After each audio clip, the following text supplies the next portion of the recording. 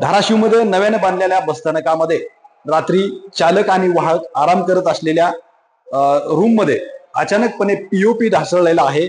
आपण जर पाहिलं समोर तर ही पीओपी जी आहे ती वरून अचानक ढासळलेला आहे। ज्यावेळेस ही घटना घडली त्यावेळेस या ठिकाणी चालक आणि वाहक आराम करत होते।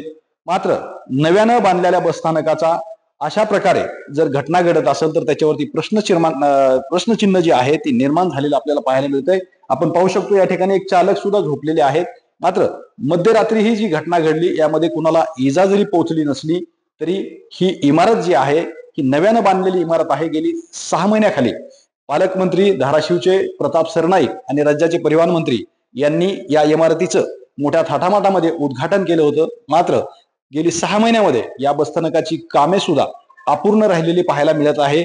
महत्वाचं म्हणजे या इमारतीसाठी 10 कोटी रुपये खर्च करून सुद्धा ही इमारत जी आहे त्याने पूर्णपणे काम झालेलं नाहीये आणि अनेक वेळा याबाबत तक्रारी देखील पालकमंत्र्याकडे करण्यात आलेल्या आहेत। मात्र या इमारतीचं काम जे आहे ते अपूर्णच आपल्याला पाहायला मिळतंय।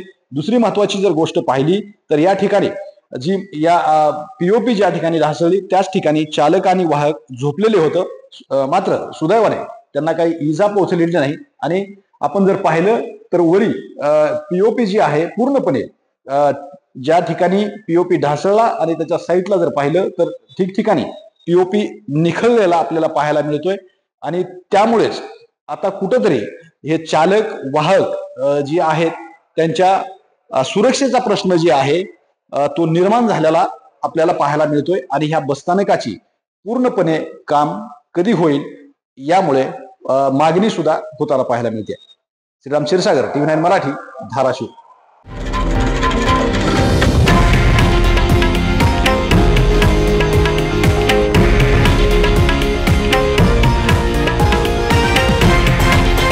हे आहे देशातील नंबर 1 न्यूज नेटवर्क आणि आपण पाहत आहात TV9 मराठी, एकमेव।